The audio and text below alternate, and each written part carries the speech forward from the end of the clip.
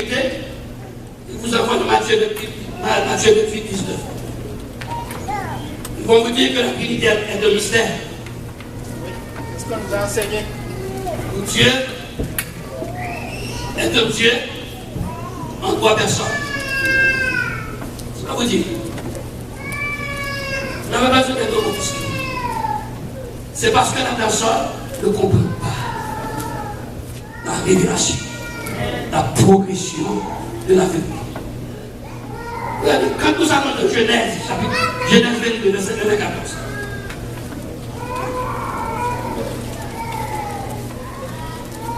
La Bible dit Abraham, Genèse 22, 14. Abraham donna à ces lieux le nom de Jéhovah Jireh. Après ces choses, Dieu mit Abraham à l'épreuve et lui dit, Abraham, il répondit, me voici. Dieu dit, prends ton fils, ton unique, celui que tu aimes, Isaac, va-t'en au pays de Morija, et là offre-le en holocauste sur l'une des montagnes que je te dirai. Abraham se leva de bon matin, sella son âne et prit avec lui 2 serviteurs et son fils Isaac. Il fendit du bois pour l'holocauste et partit pour aller au lieu que Dieu lui avait dit. Le 3e jour, Abraham levant les yeux, vit le lieu de loin. Et Abraham dit à ses serviteurs, restez ici avec l'âne, moi et le jeune homme, nous irons jusque-là pour adorer et nous reviendrons auprès de vous. Abraham prit le bois pour l'holocauste, le chargea sur son fils Isaac et porta dans sa main le feu et le couteau. Et ils marchèrent tous deux ensemble. Alors Isaac parlant à Abraham, son père, dit, mon père. Il répondit, me voici mon fils. Isaac reprit, voici le feu et le bois, mais où est l'agneau pour l'holocauste? Abraham répondit, mon fils, Dieu se pourvoira lui-même de l'agneau pour l'holocauste. Et ils marchèrent tous deux ensemble. Lorsqu'ils furent arrivés au lieu que Dieu lui avait dit, Abraham y leva un autel et rangea le bois. Il y a son fils Isaac et le mit sur l'autel par-dessus le bois. Puis Abraham étendit la main et prit le couteau pour égorger son fils. Alors un ange de l'Éternel l'appela des cieux et dit, Abraham, Abraham. Il répondit, me voici. L'ange dit, n'avance pas ta main sur l'enfant et ne lui fais rien, car je sais maintenant que tu crains Dieu et que tu ne m'as pas refusé ton fils, ton unique. Abraham leva les yeux et vit derrière lui un bélier retenu dans un buisson par les cornes. Et Abraham alla prendre le bélier et l'offrit en holocauste à la place de son fils. Abraham donna à ces lieux le nom de Jéhovah Jireh. Jéhovah Jireh. C'est pourquoi l'on dit aujourd'hui à la montagne de l'Éternel, il sera pourvu. Ils ont dit Alléluia. Alléluia. Ils ont dit Alléluia. Alléluia. La Bible dit Abraham avait marché 3 jours avant d'arriver à la place que Dieu lui avait dit d'immoler Isaac. C'est pas pour rien que Dieu a mis ça dans la Bible, frères et sœurs. Il y a des gens qui pensent que la Bible, c'est... On écrit la Bible juste comme un livre de roman, un livre d'histoire, puis on lit ça. Vous ne pouvez pas lire la Bible comme un livre d'histoire. Vous ne pouvez pas lire la Bible comme un livre de roman. Vous avez besoin de quelqu'un pour vous aider à comprendre la Bible, frères et sœurs. La Bible dit, Abraham de Genèse, au commencement des choses. Abraham marchait 3 jours et 3 nuits avec son serviteur, jusqu'à ce qu'il voie la place. Qu'est-ce que Jésus a dit dans Matthieu 19, verset 12, 39? Dites-moi. 12, 39, allez. Matthieu 12, verset 39. Une génération méchante et adultère demande un miracle. Et il ne lui sera donné d'autre miracle que celui du prophète Jonas. Il ne lui sera donné d'autre miracle que celui du prophète Jonas. Jésus dit, vous me demandez ici. Vous dites, si vous êtes fils de Dieu, donne-moi ici. Jésus a dit, le signe que je vous donnerai, c'est le signe du prophète Jonas. Vous voyez, Jésus a retourné à Abraham. Jésus a dit, je passerai 3 jours et 3 nuits dans le sein de la terre. Abraham avait marché 3 jours et 3 nuits avant de voir la place pour immoler Isaac. Mais Dieu n'a pas voulu qu'à suffisant pour l'humanité, frères et sœurs. Isaac allait mourir pour rien. C'est pourquoi l'Éternel, quand il a vu la sincérité d'Abraham, il a envoyé l'ange pour tenir la main d'Abraham. Et l'ange a dit à Abraham, regarde l'arrière. Tu vas voir, il y a un agneau. Il y a un agneau dans le buisson. Comment, frères et sœurs? Et cet agneau est un type du Seigneur Jésus-Christ, frères et sœurs. Jésus a dit, le seul miracle que je vais vous donner. Le Fils de l'homme passait 3 jours et 3 nuits dans le sein de la terre. Alléluia. C'est pourquoi j'ai dit aux gens, quand j'enseigne, j'ai dit aux gens, parce que je ne sais pas, je ne sais pas si j'ai dit ça. Si tu ne crois pas, mettez-le comme question. Vous ne pouvez pas me dire Jésus est mort le vendredi saint et ressuscité le dimanche matin. Amen. C'est vrai. Ça ne doit pas toi ajouter toi. Amen. Nous devons étudier la parole de Dieu, frères et sœurs.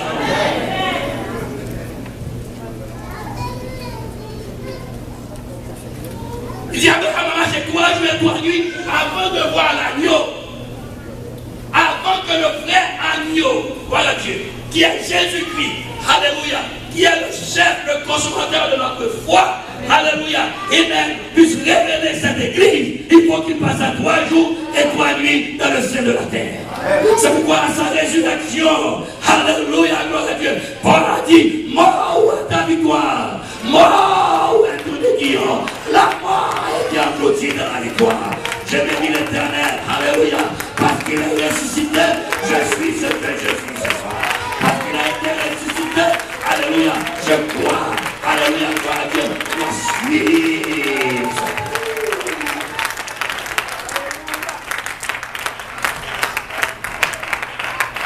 Parce qu'il fallait que Christ soit crucifié pour abolir le sacrifice, l'offrande, le sacrifice des béliers, des tourterelles, qui devaient mourir. Voilà Dieu. Pour abolir le sacrifice des animaux, qui est son corps. Les animaux étaient un type et ombre de son corps qui allait être crucifié pour vous et moi, frères et sœurs. C'est pourquoi cette église dont je fais partie, vous faites partie, c'est une église triomphante, frères et sœurs. C'est une église puissante, frères et sœurs. Alléluia. Vous ne devez pas croire ce que disent les gens. Vous devez croire ce qu'enseigne la parole de Dieu, frères et sœurs.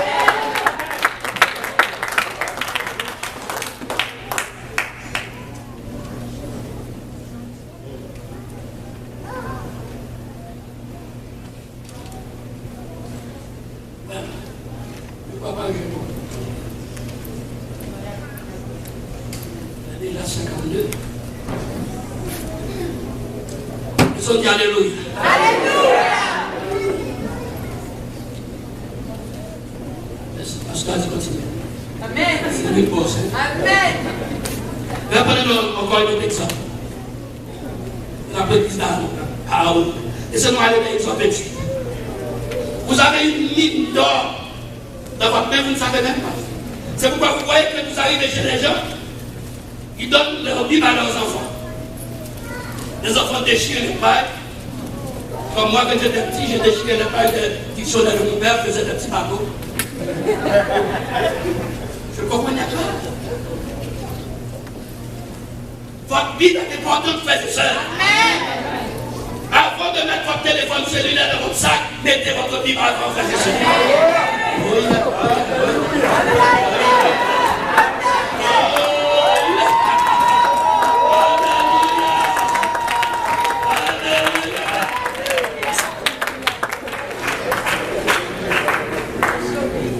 Aujourd'hui, nous ne pouvons pas sortir sur notre téléphone cellulaire. Parfois, la personne arrive de la porte pour faire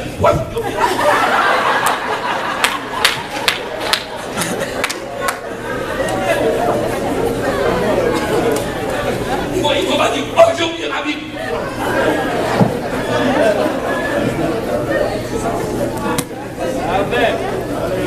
Vous savez, la plupart, beaucoup de temps, mon téléphone cellulaire reste là.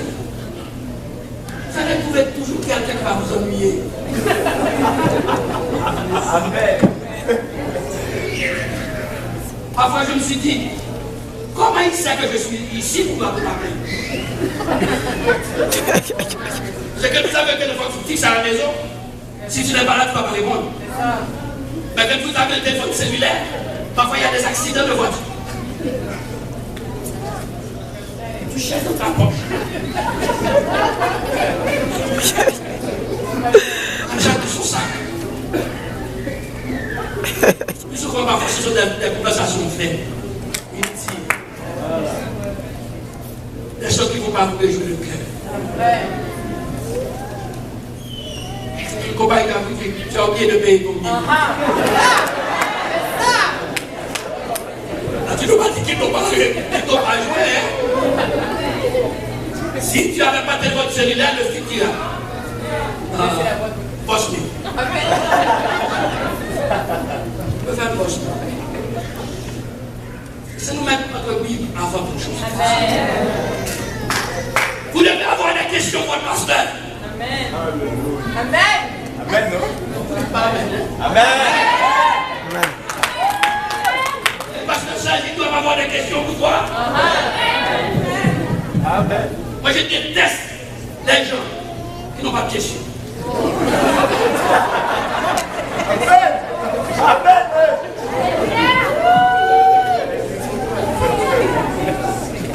Je m'appelle pas pour du pasteur. Alors, pasteur, tu sais, ça a été, pasteur, j'aimerais que tu l'aies pas.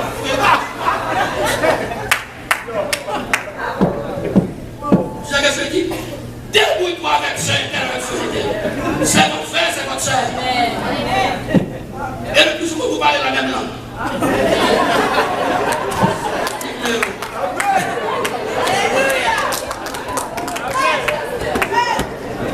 Appelle-moi pour me dire, pasteur, je suis en train de lire un verset ou un chapitre où sur le Seigneur que tu as fait, il y a des choses qui ne se comprennent pas. Là, on va parler des heures.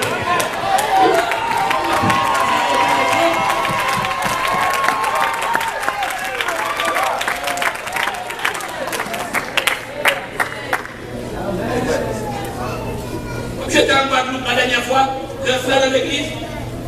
Là, quand je suis arrivé, il y a le Jack qui conduisait. Là, il dit, pasteur, je veux vous parler. Là, il vient, il dit, pasteur, j'ai une offre. J'ai 100 euros. Je dis, non, donne-moi pas Jack. On a besoin de 100 euros. Je suis pas votre pasteur. J'ai dit, je ne connais pas là. J'ai dit, qu'est-ce qu'il va faire avec 100 euros en Guadeloupe? Je ne connais pas la place pour acheter.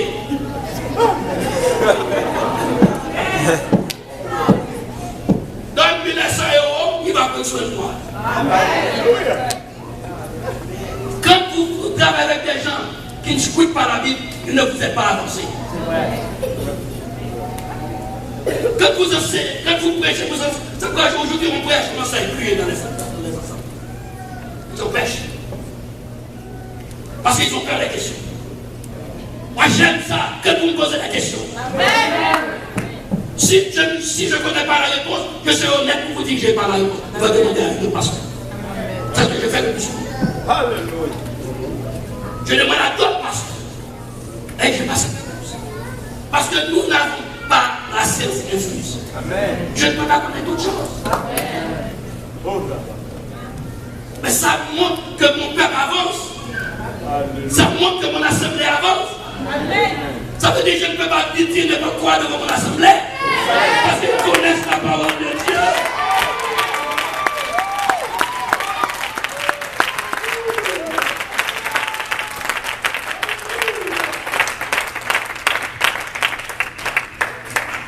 Regardez. La Bible dit là, nous avons lu Jean 28. Verset 2. Je veux parler. Exode 28, verset 1. Fais approcher de toi Aaron, ton frère et ses fils. Approcher de toi Aaron, ton frère et ses fils. Et prends-les parmi les enfants d'Israël pour les consacrer à mon service dans le sacerdoce. Ok. Aaron devait être pris au milieu du peuple d'Israël pour le service du sacerdoce. C'est pas pour rien que ça. On a écrit ça dans la Bible. Parce que Aaron, c'est lui qui était le grand-père. C'est lui qui va apporter les sacrifices pour le peuple. C'est à travers Aaron que Dieu va pardonner le peuple. Le peuple ne pourrait pas de communication avec Dieu sans Aaron, qui était un type du Seigneur Jésus-Christ. C'est pourquoi je dis il faut étudier votre Bible. Regardez 1 Timothée 2,5. Vite, vite. 1 Timothée 2,5. Il n'y a personne qui connaît ce verset. Non? 1 Timothée. Quelqu'un de notre fait qui dit, il y a un seul médiateur. Car il y a un seul Dieu et aussi Il y a un seul Dieu. Vous connaissez le verset. Vous savez pas où il est.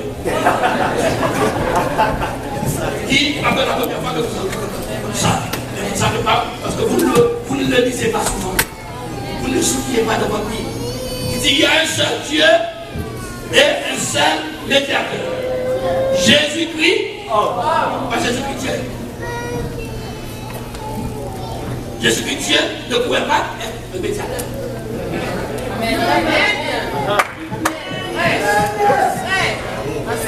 Jésus-Christ, nous sommes dit Alléluia. Alléluia. Aaron était le seul médiateur entre Dieu et le peuple. Jésus-Christ est le seul médiateur entre Dieu et les hommes. C'est pourquoi nous, apostoliques, nous enseignons que Jésus-Christ a deux natures. Il a une nature divine, il a une nature humaine.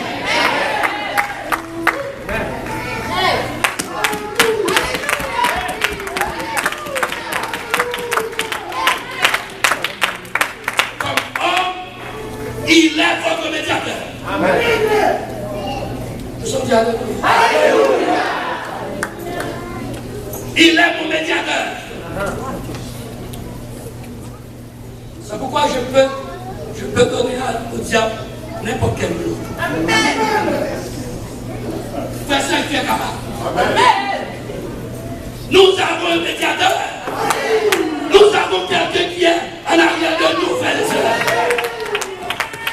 Vous n'êtes pas seuls. Même quand la terre tremble sous tes pieds, il ne faut pas donner la victoire au diable. Il faut résister. Il faut résister. Il faut dire à la personne, je ne laisserai pas faire. Nous avons un médiateur entre Dieu et les hommes. C'est pourquoi Jésus-Christ, la Bible dit Jacques, il a dit, il a été tenté en toutes choses. Vous savez pourquoi il a été tenté? Parce qu'il savait, un jour je serai tenté. Il n'a jamais été tenté ici. Personne. C'est une bonne santé. Moi, le diable est dans tout. Je ne sais pas, mais ça ne a jamais été tenté.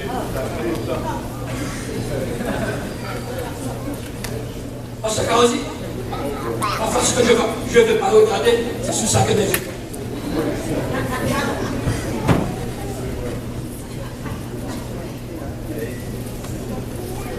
Il dit à ça, le Seigneur m'a donné la victoire. Le Seigneur m'a donné la victoire. Dans le nom de Jésus. Vous savez ce que là, je t'ai dit,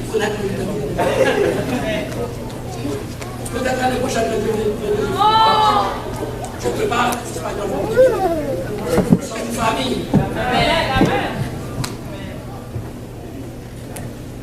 Et on se nécessite autant bien avec le groupe.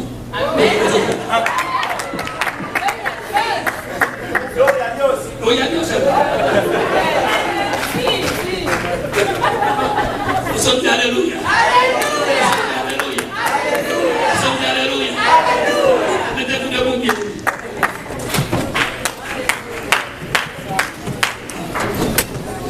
Allez vite parce que je débrouille ici. Frère, tu ne m'as pas aidé. C'est un pasteur toi aussi. Je vais donner de l'argent. Ah non, non, non, le pasteur. Et moi, ici, allez. Hébreux 8,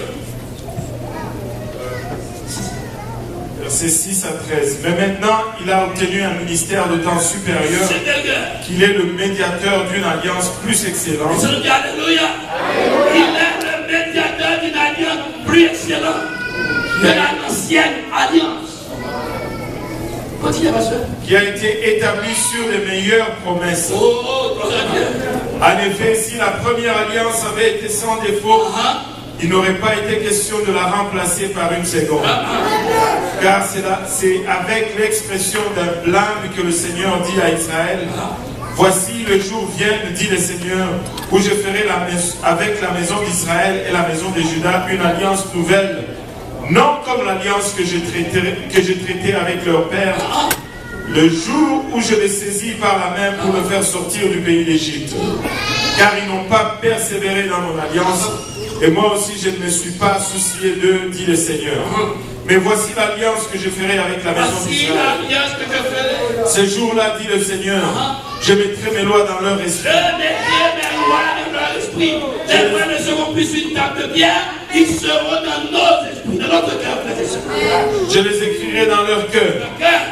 Et je serai leur Dieu. Je serai leur Dieu. Et ils seront mon peuple. Ils seront mon peuple. Aucun n'enseignera plus son concitoyen, ni aucun son frère en disant: connais le Seigneur.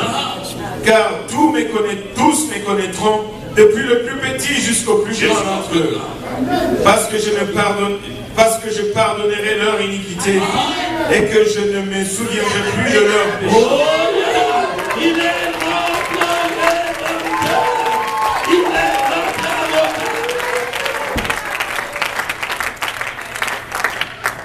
Je termine. Je ferme la Bible.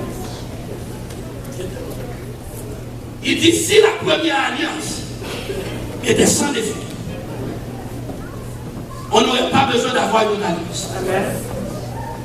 Il y a des gens qui ont été baptisés au nom de Jésus et ils laissent que les adventistes du 7e jour leur disent: il faut que vous observez le sabbat. Si le sabbat, l'alliance sabbatique, l'alliance mosaïque était pure, le Seigneur n'avait pas besoin de venir mourir sur la croix. Le tabernacle de David ne serait pas dressé, frères et sœurs. On continuerait avec le sacerdoce aaronique. Mais gloire à Dieu, il a dit: la deuxième alliance est meilleure que la première. La deuxième alliance est meilleure que la première. C'est pourquoi quand vous avez été baptisés au nom de Jésus-Christ, il faut faire tout ce qui est possible et inimaginable à vous pour marcher dans la sanctification.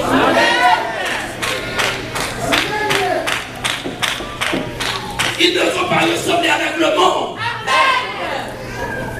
Il dit: nous ne sommes pas de ce monde. Nous ne sommes pas du monde. Nous sommes peuple de la nouvelle alliance. Nous devons même glorifier le Seigneur.